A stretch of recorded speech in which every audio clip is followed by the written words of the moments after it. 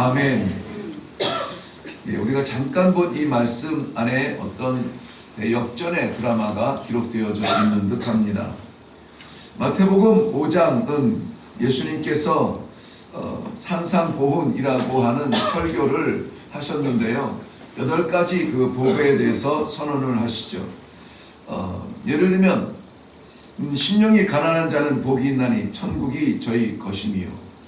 네, 우리가 이 예수님의 산상보훈 팔복에 대해서 살짝 오해하고 있는 부분을 짚고 넘어간다면, 팔복은 예수님의 설교는 복을 받는 방법에 대해서 말씀하시는 것은 아닙니다. 그러나 복을 받은 사람이 살아야 되는 삶에 대해서 증명하시는 말씀이에요. 예를 들면 이런 겁니다. 심령이 가난한 자가 복이 있다. 그는 천국이 저희 것입니다. 천국 소유의 복을 받기 위해서는 심령이 가난해야 복을 받는다. 이러한 심령이 가난하다는 것은 어떤 복을 받기 위한 수단이 아니에요. 수단을 이야기하시는 것이 아니라 천국을 소유한 사람은 이미 복을 받은 사람들입니다. 그러한 복을 받은 사람들의 삶은 어떠해야 되느냐? 심령이 가난하다. 그러니까 심령이 가난한 것은 수단이 아니라 열매인 거예요. 우리의 심령이 가난해지려고 하는 것이 아니라 천국을 소유한 사람의 심령은 이 땅 위에서 가난할 수밖에 없어요. 이 땅 위에 욕심 부리지 않습니다. 이 땅 위에서 비워서 하나님의 나라를 채운 것이 우리의 복이에요. 그것은 오늘 주제는 아닙니다만은, 아무튼 이 팔복을 선언하신 예수님께서 바로 이어서 하신 말씀이 무엇이냐면은, 너희는 세상의 소금이다. 너희는 세상의 빛이다 라는 것입니다. 이 빛과 소금의 역할을 말씀하실 때에 이것은 세상에서 소극적으로 숨어서 살라는 것이 아니에요. 오히려 적극적으로 영향력을 나타내고 성도로서의 책임을 다하고 사명을 다하라는 그러한 파송의 소명의 말씀입니다. 오늘 본문에서는 아하수에로 왕이 서기관들을 모아서 새로운 조서를 쓰게 합니다. 이 새로운 조서에는 죽음의 위기 앞에 있었던 유대인들, 유다 백성들이 살라고, 그러니까 생존을 위한 조서가 아니라 오히려 그 생존의 삶이 어떻게 강력하게, 오히려 반전의 역사, 숨어있고 죽지 않으려고 발버둥 치는 그러한 삶이 아니라 오히려 적극적인 삶으로 나아가라는 그러한 사명의 말이 담겨져 있습니다. 11절 말씀에 보면 이 조서의 내용이 기록되어져 있는데요, 아달월 12월 13일, 아달월 즉 12월인데요 12월 13일, 그날은 죽을 수밖에 없는 그러한 날이었습니다. 그런데 이 조서의 내용에는 그날이 새로운 생명으로 반드시 일어나서 감당해야 될 일들을 오히려 기록해주고 있습니다. 사는 것에서 멈추는 것이 아니라 살아서 어떻게 할 것이냐 라는 그러한 이야기를 기록하고 있다는 말씀입니다. 먼저는 함께 모여라 라고 말하죠. 11절 말씀입니다. 조서에는 왕이 여러 고을에 있는 유다인에게 허락하여 그들이 함께 모여, 그렇게 있습니다. 함께 모이라는 말씀을 하고 있어요. 첫 번째 명령입니다. 모여라 하는 거예요. 모여라. 정처 없이 흩어져서 의미 없는 그러한 수동적 삶을 살아가고 있던 하나님의 백성들에게 모여라. 이것은 흩어진 사람들만 모으는 것이 아니라 흩어진 마음도 모으라고 하는 하나님의 명령이십니다. 명령을 담고 있습니다.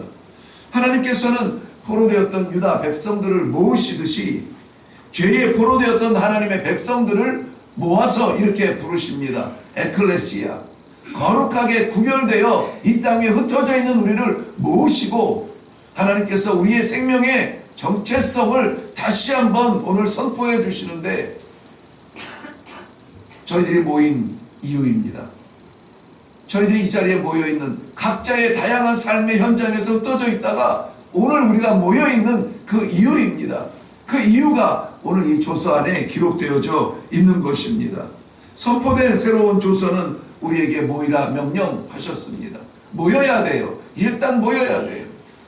히브리서 10장에서 염려했던 것처럼 이 마지막 때에는 모이기를 패하는 사람들의 습관들이 지배한다라고 합니다. 그런데 우리는 흩어지는 사람들이 아니라 모여야 돼요.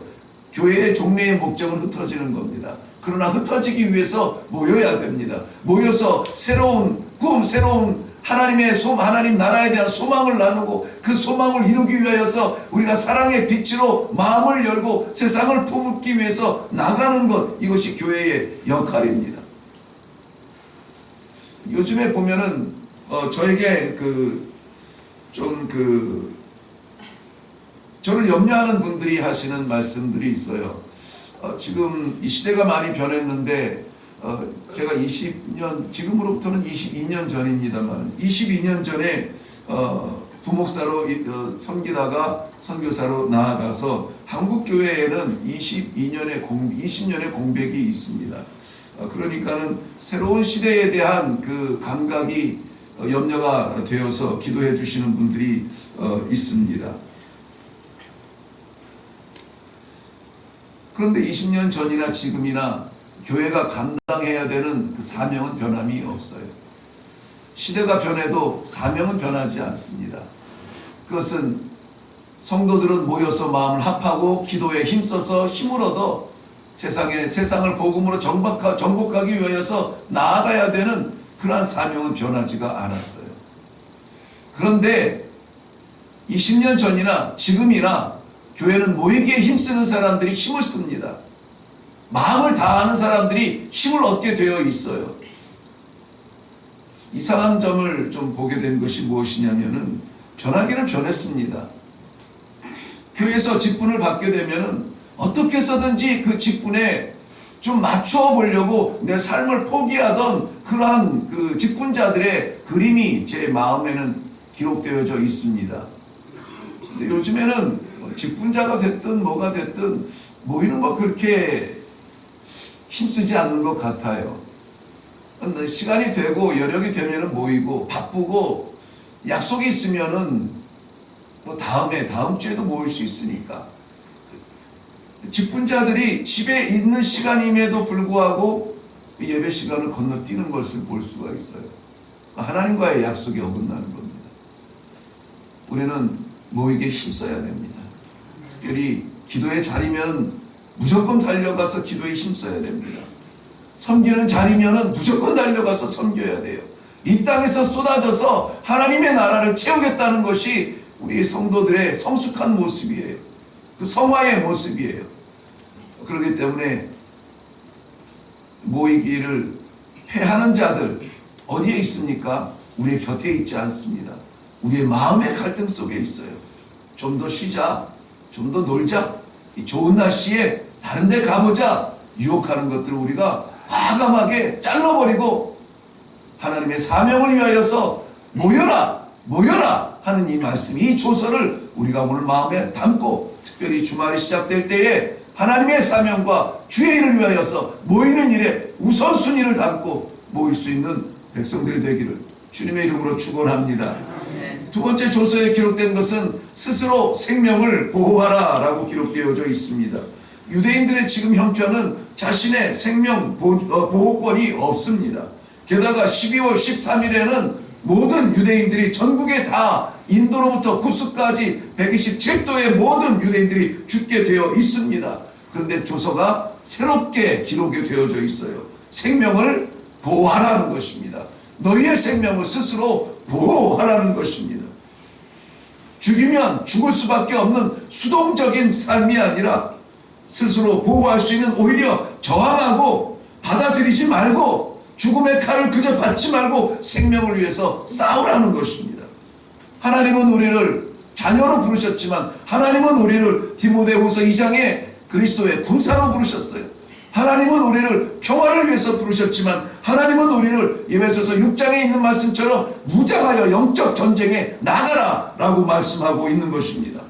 생명을 지키기 위해서, 생명을 살리기 위하여서, 하나님의 나라를 확장하기 위하여서 생명의 멸류관을 붙드는 치열한 영적 전쟁에서 우리의 생명을 위하여서 싸워야 됩니다.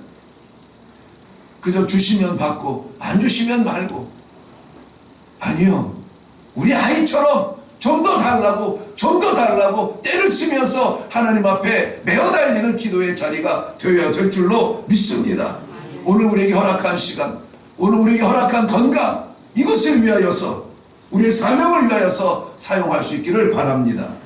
조서에는 마지막으로 좀 더 적극적인 자리로 우리를 불러주고 있는데요. 그것은 우리를 치려는 자들과 그들의 처자를 죽이고 도륙하고 진멸하고 그 재산을 탈취하라. 마치 이것은 도적질하는 사람처럼 기록되어져 있습니다만은 의도적으로 에스더서 3장 13절의 대역전의 드라마를 기록하고 있는 것입니다. 똑같은 말씀이 3장 13절에 하만에 의해서 기록된 조서인데요. 이것은 유대인들이 그냥 그대로 당할 수밖에 없습니다. 그런데 오늘 이 새롭게 기록된 조서는 하나님께서 유대인들을 들어쓰셔서 그들의 원수를 파하는 그러한 전장에 내보내시는 것입니다. 유대인들을 죽이려고 했던 원수들은 누구입니까? 아말렉입니다. 하나님의 사람을 죽이려고 하는 원수는 누구입니까? 사탄이요, 마귀요, 우리 안에 들끓는 이러한 혼란스러움들입니다. 그것들을 향하여서 오히려 우리에게 나아가서 싸우고 이기고 승리의 깃발을 꽂을 때까지 멈추지 말라 하는 이 사명이에요.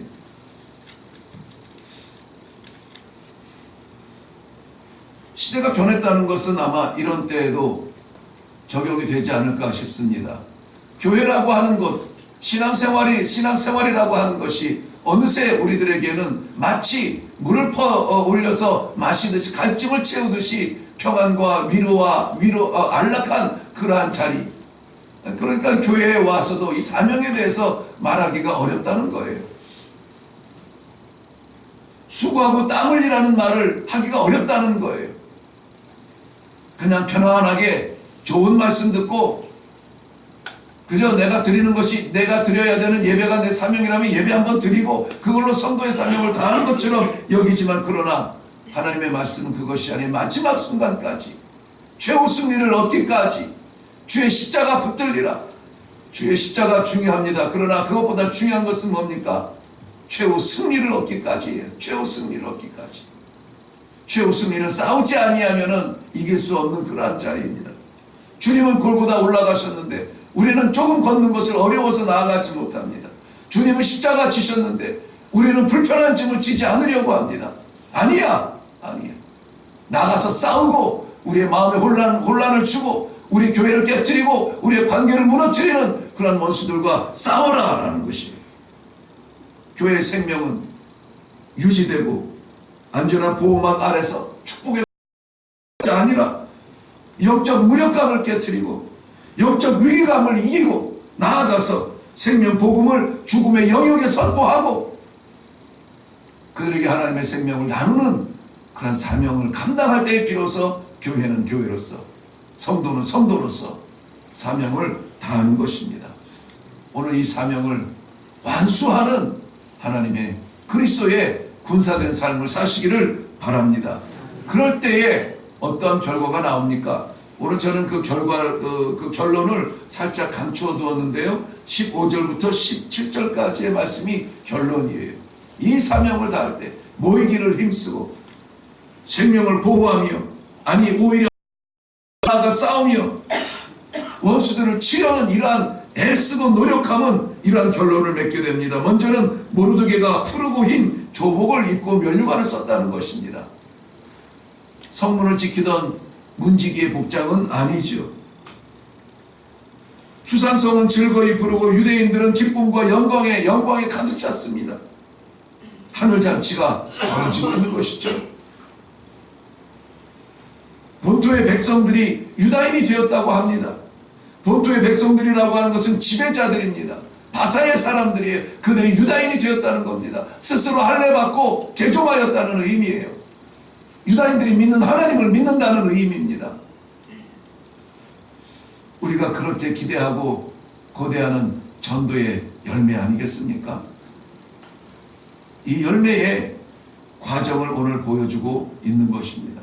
새롭게 쓰여진 조서, 유다인들에게 기록된 조서가 아니라 저는 오늘 이 시대에 우리들을 위한 하나님께서 기록하신 새로운 조서의 말씀으로 봤습니다.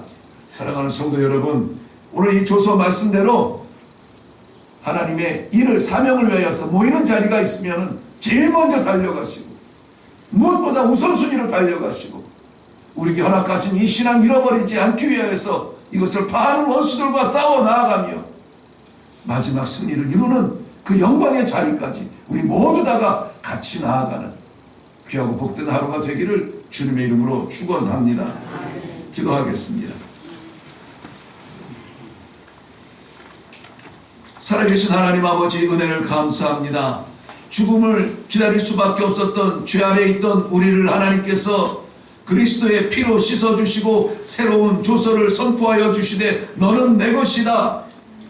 주의 살아가는 백성들을 불러 모아 주시옵시고 이 시대를 살아가며 무엇을 위해서 살아가야 될지, 무엇을 깨뜨리며 무엇과 싸워야 되며 무엇을 향해 나가야 되는지 분명하게 보여주시니 감사합니다. 이 아침에 저희들 기도할 때에 하나님 아버지 이 조서의 말씀대로 행함으로 말미암아 하늘잔치 벌이는 귀하고 복된 축복의 삶을 살게 하여 주시옵소서. 주님의 나라를 위하여서 정성을 드립니다.